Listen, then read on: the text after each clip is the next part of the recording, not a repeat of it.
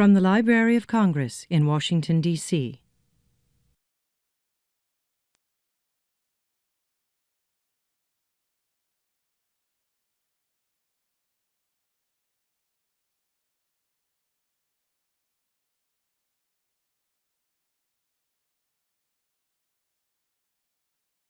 Hi, everybody. Thank you for coming. My name is Terry Sierra. I'm the chief of the Serial and Government Publications Division, which is our sponsoring division for this program today.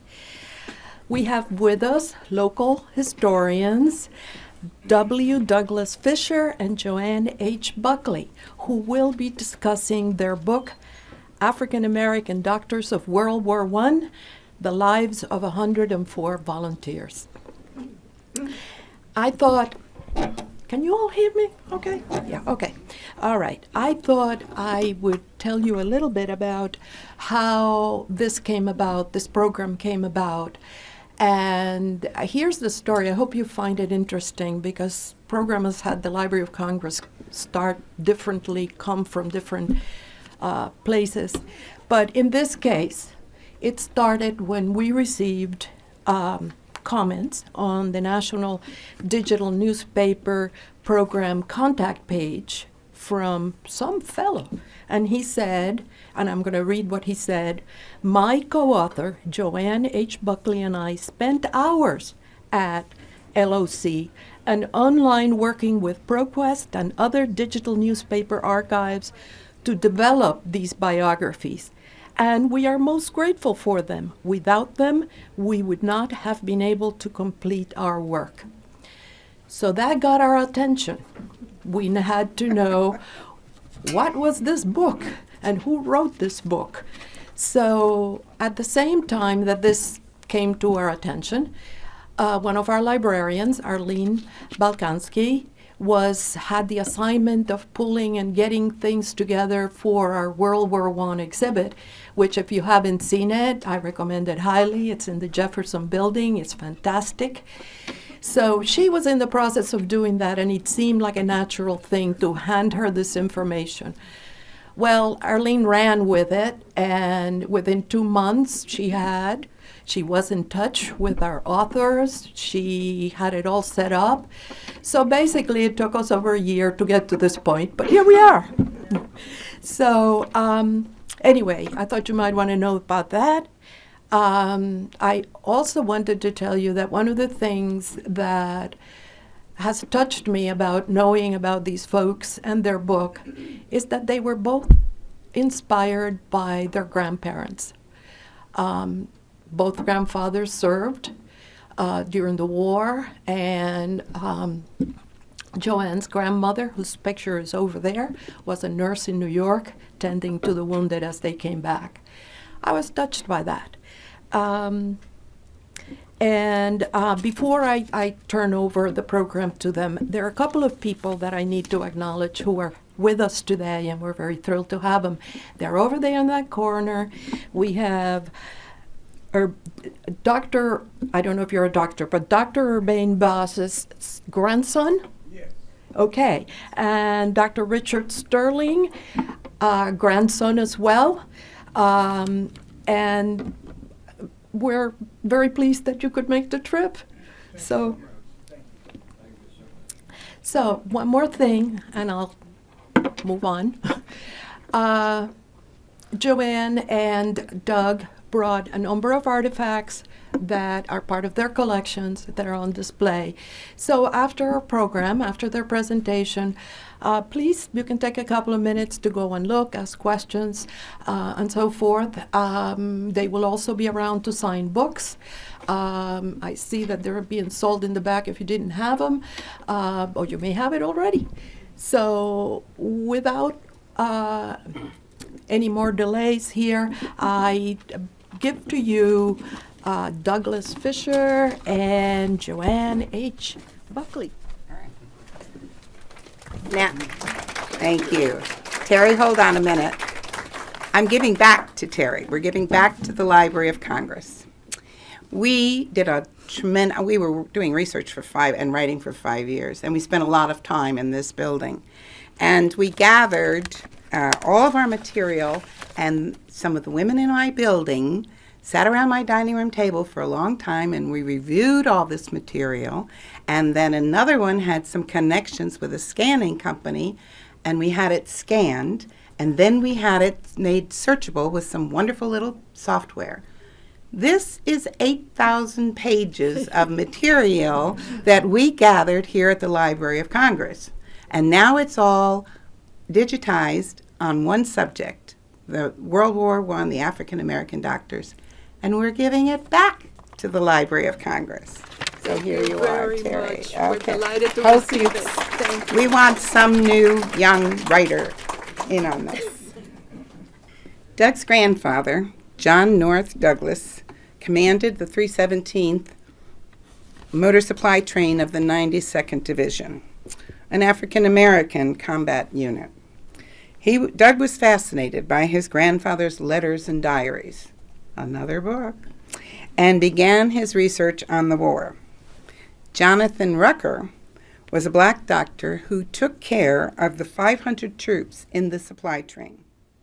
Doug got to know 5 of Rucker's 10 children, even setting up a Rucker family reunion in Natchez, Mississippi. In 2009, I entered Doug's life. I met his family. Then I met the Rucker family. I knew something of World War I. I'd been a history teacher, and 2 of my grandparents had been involved in the war. My grandfather was a sergeant with the 77th Division, a teamster with the artillery unit. My grandmother was a nurse at St. Vincent's in New York, and she took care of the returning wounded. She didn't want any of us to go into nursing after that. Doug wanted to write Rucker's biography. But it was a good story, but I could not believe that Rucker was the only doctor. The Army just doesn't do ones. So we went to Fort Des Moines, where Rucker trained, to find out more. No one, including the curator at Fort Des Moines Museum, where the physicians received their basic training, knew their names or even how many of them there were. We spent months combing through the files here at National Archives before the eureka moment and the discovery of the list. It was in an ancient folder of the U.S. Army Surgeon General's records, so old that the identification tab had disintegrated. It was typed by some clerk 100 years ago on many sheets of paper with columns of information, hometowns, medical schools, graduation years, and ages. The sheets were then glued together, and the resulting document was 4 feet long and 18 inches wide. And then it had been folded in and in until it fit into a standard file. 100 years ago, the United States was largely a country of racial segregation, discrimination, lynching, and Jim Crow laws. These 104 men were among the nation's estimated 1,500 African American doctors. They had succeeded in gaining advanced education and training at a time when it was problematic for any African American to achieve such success. Yet they answered their country's call and left their practices to provide medical care for the fighting men of the 92nd and 93rd Divisions. 60% of these doctors came from just 3 African American medical schools. The largest contingent were graduates of 2 Tennessee medical schools, 34 from Meharry Medical School in Nashville, and 8 from the University of West Tennessee in Memphis. But 16 came from Howard in D.C., 13 from Leonard Medical School at Shaw University in Raleigh, 2 went to Harvard, 3 from the University of Illinois, 2 from the University of Michigan, and 2 from Northwestern's Medical School. Why would they enlist? They expected times would be different. After the war, they thought they'd be recognized for their service. They thought all men of their race would benefit. But nothing changed after the war. But many of these men would become the leaders of their communities and organizations like the NAACP, that would make racial equality possible. So we had to tell their stories. We spent the next 5 years at the Library of Congress, the National Archives, numerous state and city historical associations, libraries, and with a variety of newspaper sources. We met the children and the grandchildren of these extraordinary men. Initially, we wrote for historical journals and spoke to small groups. Then, after a chance meeting with Professor Henry Louis Gates, Jr. in the elevator of the Hay Adams Hotel in Washington, well, actually what happened was we had gone to a wedding the night before, and we were coming down to go to breakfast. We got out of the elevator, and we saw Henry Louis Gates checking in. So we stepped over to the side, and we waited until he got in the elevator. And then we jumped in with him. And we started talking as fast as we possibly could. And so he said, "What is this, a hustle?" And Doug said, "Absolutely." So we told him about the project. And so he he said, "I don't have a card, but here I'll repeat my email address. I want you to send me one." And so we did. And in the subject line, we put, "Hey Adams Hustle." It was a Sunday we sent it. Monday we heard from him. He hired us to write 15 of them. So he wanted shorter ones. We're still writing for him. We're still doing shorter biographies for his African American National Biography. We did this, and then the book came next. And now Doug will talk about the Army in 1917 as we entered the war. There's your arrow there for advancing. Okay, I need our water too. This one? Yes.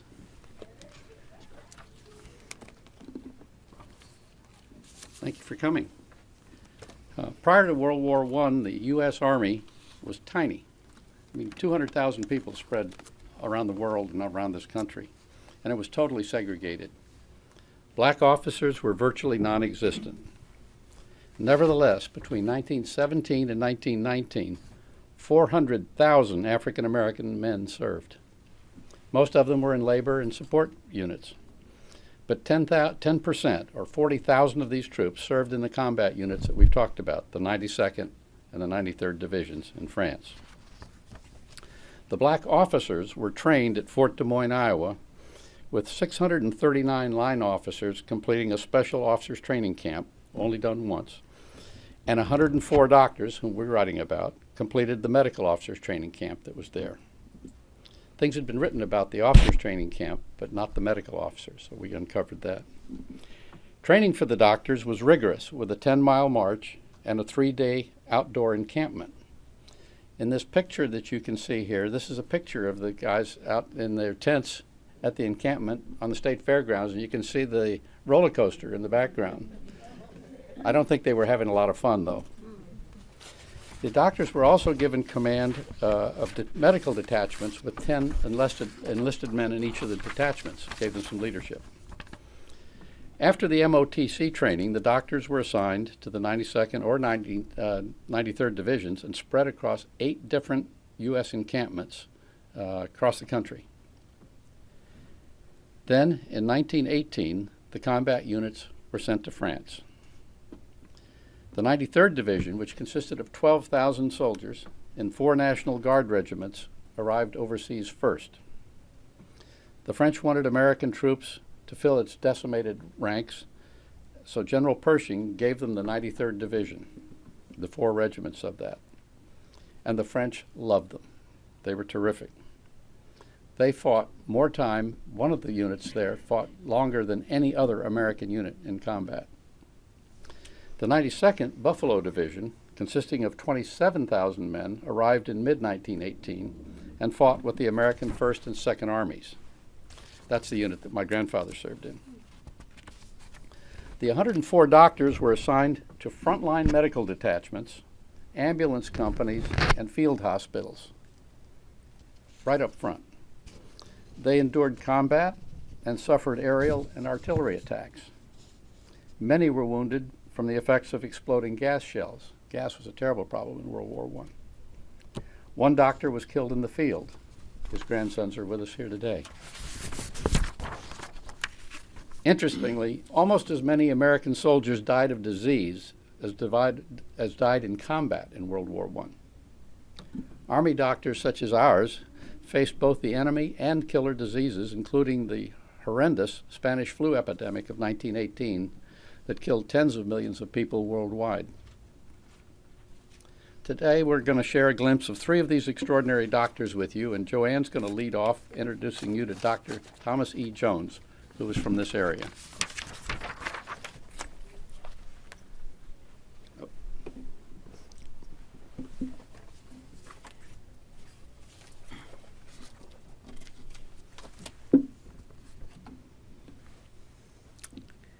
Dr. Thomas E. Jones served with great distinction for more than 5 years in the National Guard and the Army, earning a Distinguished Service Cross, the highest Army decoration for heroism. Second highest. The second highest. The military expert. No, he is really. He also earned the French Croix de Guerre for his courage under fire in France. Born in Lynchburg, Virginia, where his father was a merchant, Jones attended public schools and graduated from Lynchburg High School in 1896.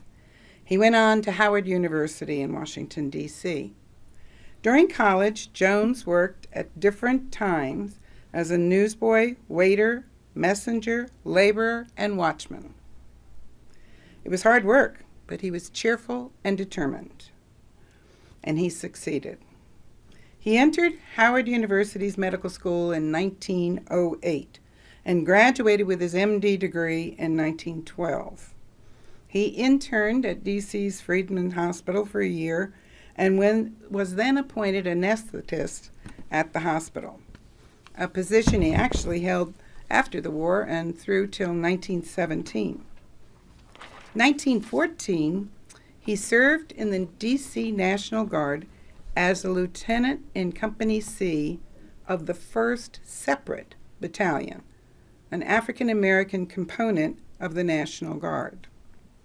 1917, when America entered the First World War, Jones volunteered for the Army Medical Reserve Corps and entered the medical officers training camp at Fort Des Moines. After 60 days of training, he was sent to Camp Meade to join the 368th Infantry Regiment of the 92nd Division, and he served with them throughout the war.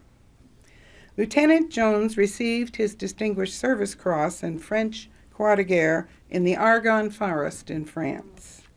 He was also promoted to captain for displaying extraordinary heroism while attending the wounded in an open area under machine gun fire. The Army citation says, quote, "While dressing a wounded runner, a machine gun bullet passed between his arms and his chest, and a man was killed within a few yards of him." Another account of the incident says that under falling shell and machine gun fire, the boys say he walked out and got wounded men with the same coolness that was his when he was putting a patient to sleep for an operation. Following the war, Dr. Jones returned to Freedman's Hospital in Washington, D.C. as resident assistant surgeon. In 1936, he was promoted to the top job, becoming surgeon-in-chief until he retired in 1942 after 27 years of service. He also taught at Howard University's medical school. The Smithsonian has a photograph of Dr. Jones with Eleanor Roosevelt in its collection. He was clearly recognized as a leader in the African American community. His commitment to his community is remarkable. He was an active member of at least 10 national and local benevolent associations. Militarily, he belonged to the League of Valor, whose members are Medal of Honor winners and recipients of the Army Distinguished Service Cross. In 1934, his American Legion post adopted a resolution deploring segregation in civil service and urging the passage of an anti-lynch bill. In 1941, as surgeon-in-chief of Freedmen's Hospital, he represented the medical world in the Second Selective Service drawing in Washington, D.C. for World War II. By 1950, at the age of 70, he was semi-retired. He still maintained an office downstairs in his 4-story house that we found in Washington, D.C. It's a handsome townhouse. He died of a coronary thrombosis 1958, just before his 78th birthday. He was buried with full military honors in Arlington National Cemetery next to his first wife. Dr. Jones believed that the best interest of his race would be promoted by acting for the good of the masses rather than by the accumulation of property, and by investing financially in local community projects.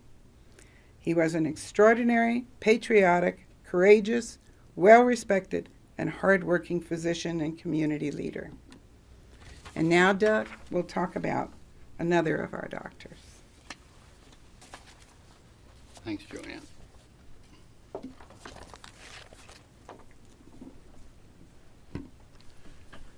Our next distinguished MOTC graduate is a Dr. William Holmes, also known as Billy Dyer.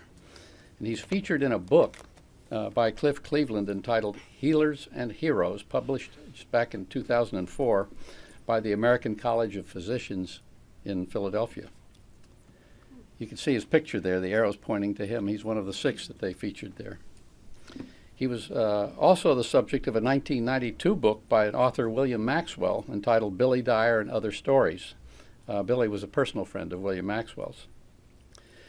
Dr. Dyer also served in the Buffalo Division along with my grandfather, Captain Douglas. Dyer's written accounts and descriptions, which we found in the Schomburg up in New York, in the library up there, his descriptions of France helped us paint really vivid mental images of what they experienced. His hometown of Lincoln, Illinois, is halfway between St. Louis and Chicago. After graduation from Lincoln College and the University of Illinois Medical School in 1916, he interned in Kansas City. Internships were very dear, very hard to find for black physicians in those years. After Dyer volunteered for Army service, he received orders to proceed to Fort Des Moines. When he left Lincoln, 300 people saw him off at the train station. Amazing. His diary recorded his disappointment with his quarters when he reached the fort at Fort Des Moines, which he described as a cold room in a stable. A lot of people were very happy with that.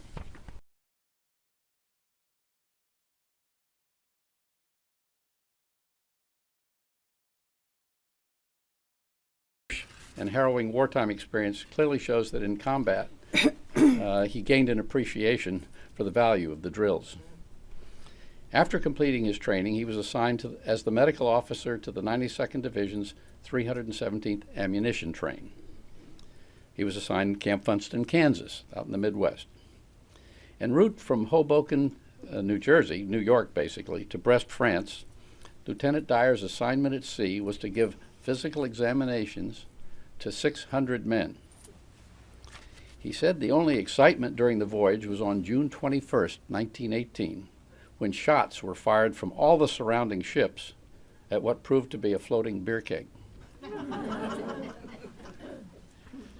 Dyer wrote that once in France, the 317th was marched to a barracks that had been a prison camp during the time of Napoleon. He said it was a terrible and dirty old place. In a letter home, my grandfather described these same barracks as being badly crowded, with no beds or cots, and wrote that they were supplied with French beds, which consisted of 3 1-inch by 12-inch planks, pine planks, fastened together with 2 cleats at the bottom to keep them from lying flat on the floor. There was no straw, and they were very uncomfortable. It was called a rest camp, where troops regained their land legs and rest after the 3-week ocean voyage. My grandfather wrote that the term rest was a gross misnomer, saying, "I defy anyone to rest there." The officers were assigned to a small room downstairs. It was damp, musty, and smelled of urine and fecal matter. There was a stone floor, and there were no lights available, but they had a few candles. It was summer, and the weather was drizzly and disagreeable. The flies were thick and ravenous, and the windows were not screened. My grandfather's letter reported the men were touchy for want of sleep and food. They were not fed from early morning until late in the afternoon. He said, finally, got a few bedding rolls. Mine is missing. Got 4 used blankets from a guardhouse. They smelled awful. The atmosphere seems thoroughly saturated with a fecal odor. Fortunately, after several days, they boarded trains going eastward to the division's training area at Bourbon-les-Bains. Then at the end of August, they were on the move again to the front. Dyer recalled the convoy drove without lights, and they kept passing broken-down Army vehicles and infantrymen who, because of fatigue, had fallen out of line to rest. They always traveled at night. The convoy destination was Raon-l'Étape in the eastern Vosges Mountains, which was described as a desperate place full of graves, where Dyer said he gave up counting the houses with the roofs gone. After nearly a month in the mountains, they moved up to the Argonne forest. Dyer wrote, quote, no accommodations here, not even water to drink or cook with. Mud everywhere, over shoe tops. While camped in this wet, filthy woods, many of our boys became ill from the dampness, cold, and exposure, thereby causing me much work and worry caring for them. On September 25th, at the outset of the great Meuse-Argonne campaign, the 47-day campaign where more lives were lost than ever before in any battle with American troops, Dyer said, quote, the old woods trembled as if by earthquake. The flashes of the cannon lighted up the inside of our tents, and our ears were deafened. At the hospital, Dyer saw a steady stream of ambulances bringing wounded soldiers. The dead were also being brought back on trucks, piled like cordwood and dripping blood. In early October, the 92nd Division was transferred to the AEF's 2nd Army, and Dyer was sent southeast through a wasteland which he said, in which even the grass was burned. And they were sent to the village of Belleville on the Moselle River. He set up an infirmary and a small electrical plant there. Because of the constant cold and rainy weather, there was a great deal of sickness among the African American troops. The division's artillery had been in training in the south of France, separated, since July, and Dyer wrote that Major Howard, my commanding officer, from whom I'd been separated about 4 months, called to see me and complimented me on my good work. He was very pleased with that. All through October and early November, the 317th Ammunition Train labored on. Everyone was hearing much talk of peace and preparing for the final drive. The 92nd was part of a large attack on the city of Metz, a German stronghold, throughout the war. The attack began in earnest on November 9th, 1918, and in it the division suffered many casualties. The war, essentially ended 2 days later with the November 11th armistice on the 11th hour of the 11th day of the 11th month. Lieutenant Dyer wrote a month later, in December 1918, he was awakened by an orderly. In a heavy fog, a passenger train had plowed into a troop train full of happy French soldiers returning home from the front. The bodies of the dead and dying were pinned under the wreckage. He spent the night, he said, dressing wounds and putting splints on broken arms and broken legs. Then 3 days later, on December 18th, the 317th began to leave Belleville on foot.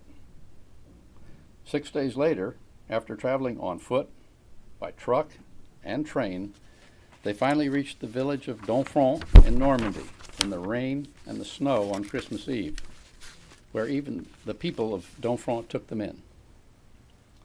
Finally, 2 months later, on the morning of February 22nd, 1919, the 317th marched to Brest Harbor, where they were ferried out to the ship Aquitania for the trip home. Dyer said his cabin had, quote, mahogany fittings and a private bath, taps for fresh and salt water, and soap. a far cry from anything he'd experienced or encountered during his time in France. Then after the war, he established his medical practice in Kansas City. In addition to his private medical practice, he served as a surgeon for the Santa Fe Railroad, an enormous enterprise at the time. He was invited to join the American Association of Railway Surgeons in 1946, and in 1947 he was the lone Negro member present among 400 surgeons who attended the 58th Annual Convention at the Palmer House in Chicago.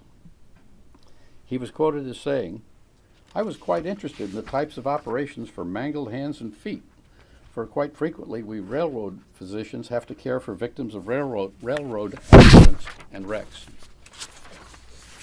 He was also the surgeon for the Kansas City, Kansas Police Department.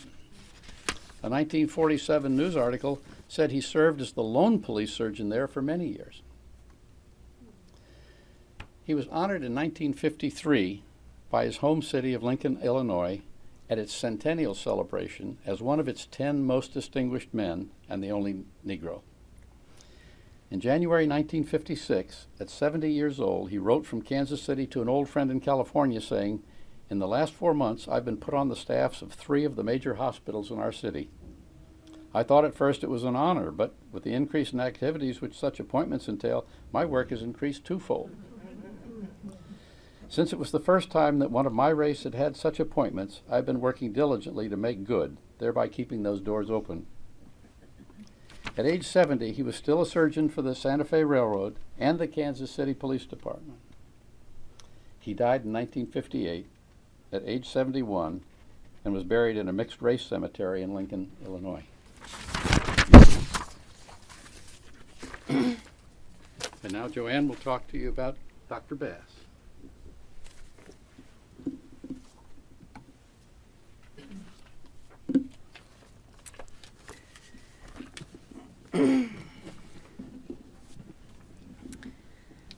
Dr. Urbain Bass was the only one of the 104 African American doctors of the 92nd and 93rd Divisions killed in action in France.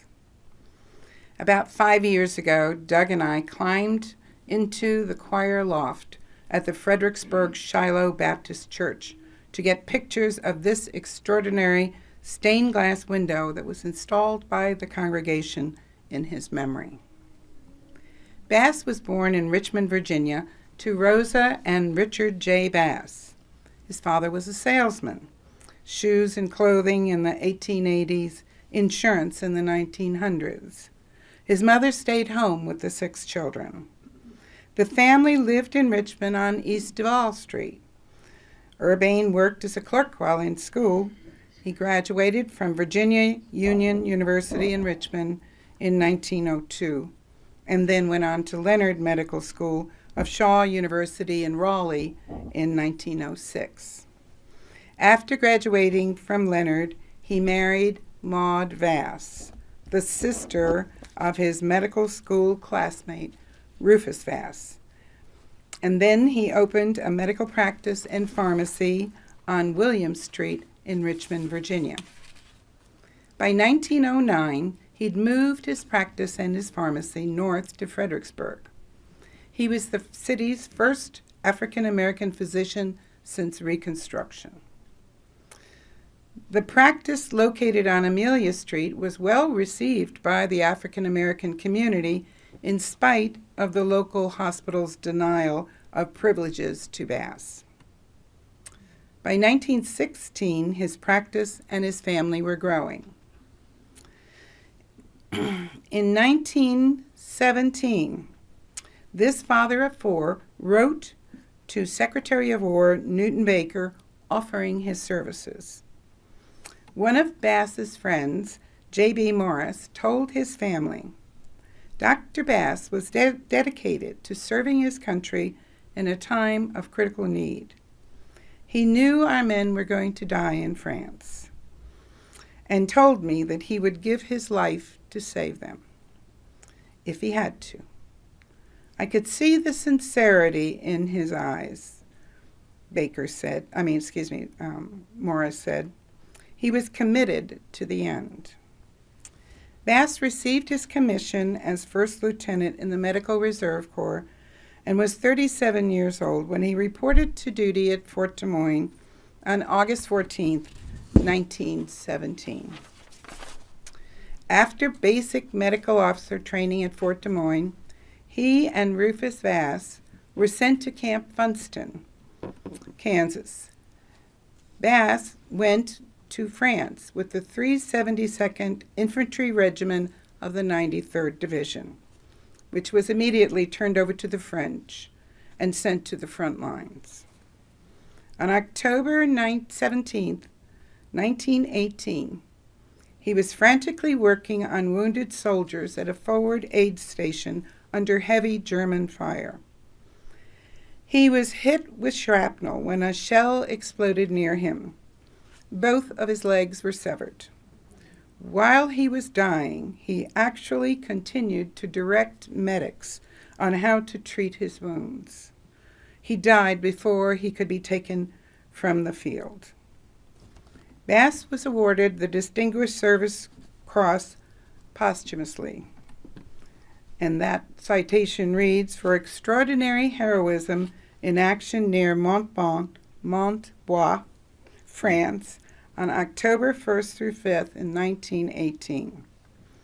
Lieutenant Bass, it said, administered first aid in the open and under prolonged and intense shell fire until he was severely wounded and carried from the field," unquote. It was the policy then that if someone died in the field, they were buried until they could be returned to the United States. So he died in 1918. He was not returned for reburial until July of 1921. He became the first African-American commissioned officer to be buried in Fredericksburg National Cemetery. He lies in Officers' Row near the entrance to the cemetery. The Social Services building in Fredericksburg is named the Bass Ellison building in honoring him and Richard C. Ellison, another African-American doctor who served the community. And back to the Shiloh Baptist Church. You really have to go to Fredericksburg and see this to believe it. But you can see from the inscription there that the community was very much in his debt and very distraught about losing him at the war during the war. Dr. Bass had a love worthy of envy when he married Maud Bass. The couple had 4 children, 3 daughters, Anne, Frances May, and Ruth, and one son, Urbain F. Bass. After his death, Maud was a widow at age 32. She had quite a difficult time accepting his death. In 1922, she was staying with a family in Washington, D.C., when she was taken to a Washington asylum because of her violent, nervous state. A few weeks earlier, she had attempted suicide by jumping from a 2-story window. It was her father, the Reverend Samuel N. Bass, who had her committed for care for several months. Early in 1923, she and the 4 children moved back to her hometown of Raleigh, North Carolina. There she raised her family and taught music to the blind for 30 years at the North Carolina State School for the Blind. Maud and her vast family saw that all 4 children were well educated for productive lives. Daughter Frances May Bass graduated from Shaw University. She completed some graduate work at Columbia University and then worked for the Durham City School System for nearly 30 years. She married Charles Clinton Spaulding of Durham, General Counsel of the North Carolina Mutual Life Insurance Company. Ruth graduated from Shaw University and obtained a master's degree from the University of Michigan. She taught at Mary Ellen's Teachers College in Crockett, Texas, before marrying Moses Newsom. The couple then moved to Charleston, West Virginia, where the Reverend was the pastor of the First Baptist Church. Anne married Richard Sterling and moved to Washington, D.C. Urbain Bass Jr. followed in his father's footsteps and became a physician. And we are honored that we have two of the Bass grandchildren with us today. Thank you.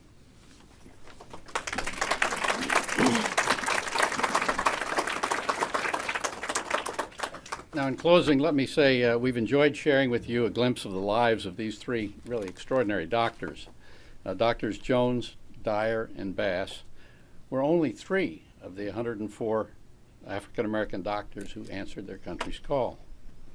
Excuse me. What all of the 104 doctors endured as black men in a Jim Crow world, and what they accomplished despite society's racial divide, is truly remarkable.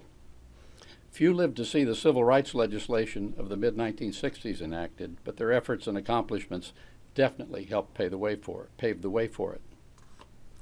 The 18 months that these doctors spent serving in the Army between 1917 and 1919 provided them with new medical skills and life experiences well beyond what they'd learned in their medical school lessons. Their new organization and leadership skills were unique for most physicians. Most were able to use these skills and continue to serve our nation and their African American communities for decades. The story of these patriotic men in World War I was lost history for 100 years. We're just delighted and pleased we rediscovered it so it can be shared with you and future scholars a century later. Thank you very much for your time and attention. We'd be glad to answer questions, and we have some things there you could look at over there. Thank you.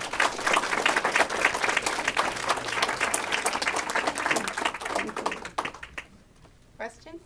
Yeah, I just want to thank you both so much. And yeah, if you want to ask questions, the one thing we ask is that you have to repeat the questions, right?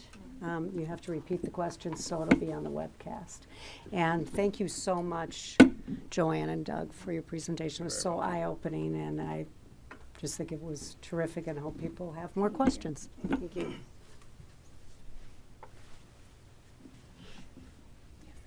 By the time of World War II, the Army was still segregated.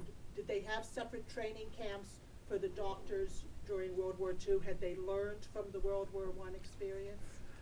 They did not have a special training camp. This was the only one in history, was this one at Fort Des Moines in the First World War. There were reserve units that had been developed, and so you still had National Guard units and reserve units. You had people slightly better prepared for the Second World War than we were for the First, but not terribly well. Yeah. I was just wondering, as I was listening to you and looking at all those pictures, how did they get medications out to the field? Did they have a way did they carry it with them? The question was, how did they get medications and things to the field? Actually, they had a medical unit. They called it a sanitary train. There was a 317th sanitary train, and that was all of the medics, the doctors, and it included people that were doing logistics. And so my grandfather's supply train, for example, would be carrying medicines and things to the front.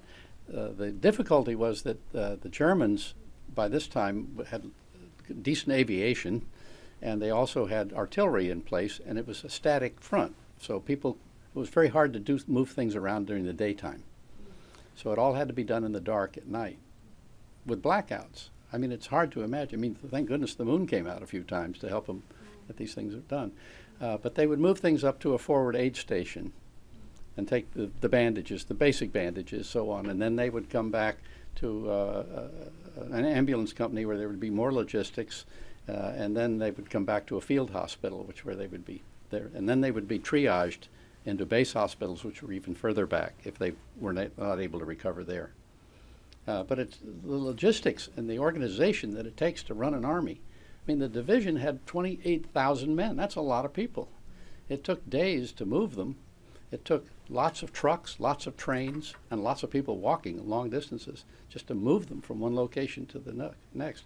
If you look at there's one map over here that shows the disposition of these forces at the end of the war in December, and you can imagine, I mean, it's just miles. It's miles in this direction, miles in that direction to get 28,000 people dispersed and organizationally. They learned a lot about organization and how to organize hospitals in the process. Yes, thank you. Were the base hospitals also segregated? I don't believe so. I think, no, I can't imagine that they were. Actually, the hospitals were segregated within the hospital, but they didn't have a black base hospital. So they had segregation within it, but you didn't have that many people who were moved back to the base hospitals. If you didn't die in the front, then you would be disfigured perhaps from the shrapnel and then the gas, but the numbers were much different. There were 200,000 African Americans in the combat zone over there, but only 40,000 of them were in actual combat. That's dwarfed by the size of the white officers and the white soldiers that were there. So there were many more of them that had to be cared for. Yes. Yes. Yes, how many families did you get a chance to interview when you were doing research on the 104? What do you think? A dozen? 15? 20? Maybe 20. Maybe 20. Mm-hmm. Well, we met two people today that we'd never talked to before. Urbain Bass and Mr. Sterling, the grandsons of Dr. Urbain Bass here. And so we continue to have people reach out as they learn the story and so on. We had one very interesting experience in Los Angeles. There's one of the physicians is named Claudius Ballard, and he fought with the French. Quite an interesting guy. He's a good story in here, too. But his son is now in his 90s. We spent some time with his son. He's a retired fire chief in Los Angeles. And we spent time with his grandson, who's a minister out in Los Angeles. We did this just a couple months ago when we were coming back from a trip to the West. The family people have learned so much from us, and we've learned so much from the families. It's been a wonderful exchanging of information. It's a lot of these children and grandchildren were born after the war. So what did their dads or granddads tell them about the war? Usually not much. We've been able to give them a lot of information that they had no idea about, and then they've been able to give us a lot as well. When we were at Ballard, the son at his unit, when we were at his home, we were telling him, because he and his father never could talk, never, it was like he came back and this was his reaction to battle. And so the son, anyway, he went off and he left the family. And so the son was so angry about that the father had received the Croix de Guerre. And when we were sitting in his living room and we were telling him about what his father went through at the 93rd and what a horrendous, time he had and everything, finally he says to his son, upstairs under the bed, there's a picture, why don't you go and get it? And it was his father's Croix de Guerre. The beautiful picture of it. So he brought it down to share it with his son for the first time. So this was, not unusual, though there's so much death and destruction there that they would come back with battle fatigue or whatever they call it now. So we saw that. We were there when this kind of realization came to the family. That was very rewarding. It's actually changed the way he feels about his father. Yeah. Yeah, he was very moved by that. Yes, Richard. I have one question. It's something not very important, but was my grandfather on the front line when he was killed? Was he treating the soldiers on the front line? Absolutely. Yes. Yes. The question was, was his father in the front line when he was killed? Grandfather. Grandfather on the front lines when he was killed, and the answer is yes, most definitely. He was at a forward aid station. The forward aid stations are right up there with the regiments. He was with the regiment. They were right there. Indeed. Yes. You said he received Distinguished Service Cross, I believe. Yes. Do you know when he received that? I don't know offhand. He received it posthumously, obviously, but I don't know the actual date it was received. But it was in that time frame. It was not 50 years later or something of that sort. You could probably find out from the Army. In fact, you could probably get a copy of it or get a copy of the medal and the citation by contacting the Army. Even the Army Museum, do you think, in Arlington? We probably can find it for you in our research papers. Yeah, because we have done that trying to, yes, we'll look. Thank you so much. Yes. Sure, by all means. I have 3 very short questions. Are Dr. Dyer's accounts of the Schomburg in the form of diaries or letters? What he wrote was letters that were later typed, transcribed, and so there's about a 24-page double-spaced document that he wrote about his experiences at the Schomburg. And we have a copy, we got a copy of that. And it was fascinating reading because I could blend it with my grandfather's comments about the same place at the same time. The ammunition train was here, the supply train was here, they were all moving together. It was very vivid. Quick questions. Can you repeat what you said at the beginning of the program about the beautiful music that was playing? You get credit for it. And can you say a word about your collection that's on display? Okay, yes, certainly. Could we comment about the music that we were playing before? There's an album, it's a DVD now, and it's obviously available online, about the James Reese Europe Band, which was the band for the 369th Infantry Regiment.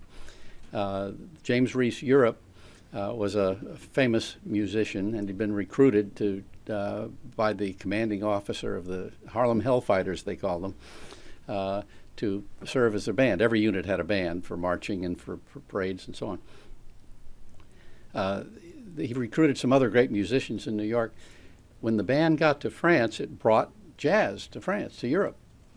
And the French absolutely loved it. And you can imagine those tunes in the time of war, how they were embraced. I mean, it was spirited music, and it gave you a good sense of spirit uplifting. Jazz clubs in Paris, you know. This jazz is a very important part of Paris. So if you go to Paris, do go to the jazz clubs, because this is where it came from. Well, I downloaded I'd heard a lot of the music, but I downloaded it onto my cell phone. So I plugged the cell phone in here, and that's what we were hearing earlier. And then she asked And about, you had a last question? Oh, about the collection over here?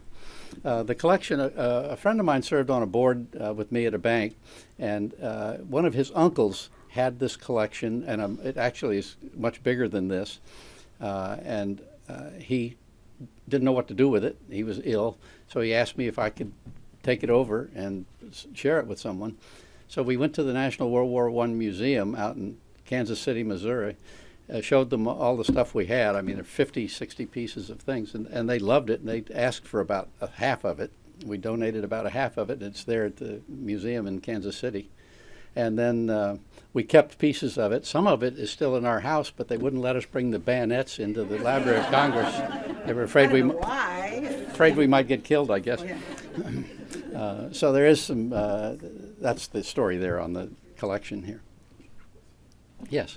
I was just curious, since we have these visitors, Mhm. guests, how did they find out about the program, and did they tell you what they knew about their grandfather?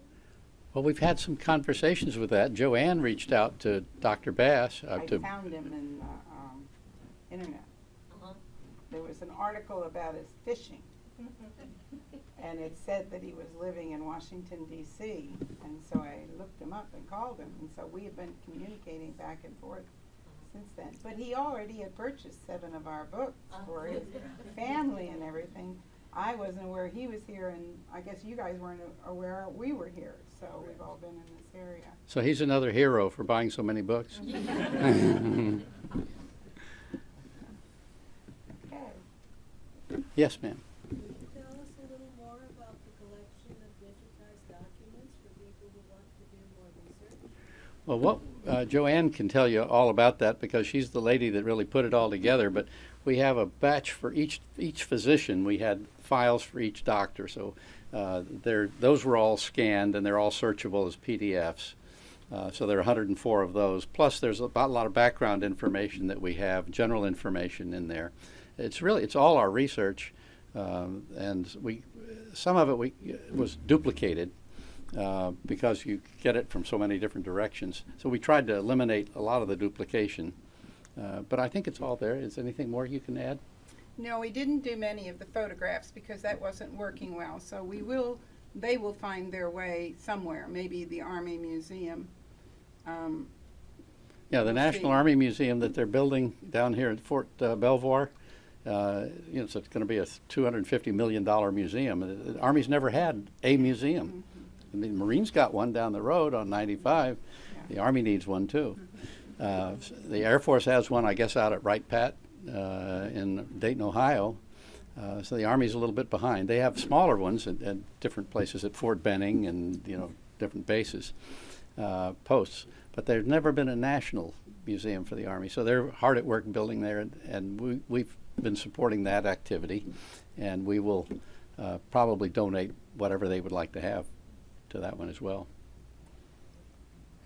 I just want to thank you both for your diligence in terms of your research, continuing to look for the names and discovering them as you did in the Rico moment at the National Archives. Because if it wasn't for you, this information would not be able to be disseminated in the way that it has. And I greatly appreciate y'all's efforts and what y'all have done with it. And I hope y'all continue to do your research for others in that particular book. Thank you, Urbain. We really appreciate that. Okay. Thank you all for coming. This has been a presentation of the Library of Congress. Visit us at loc.gov.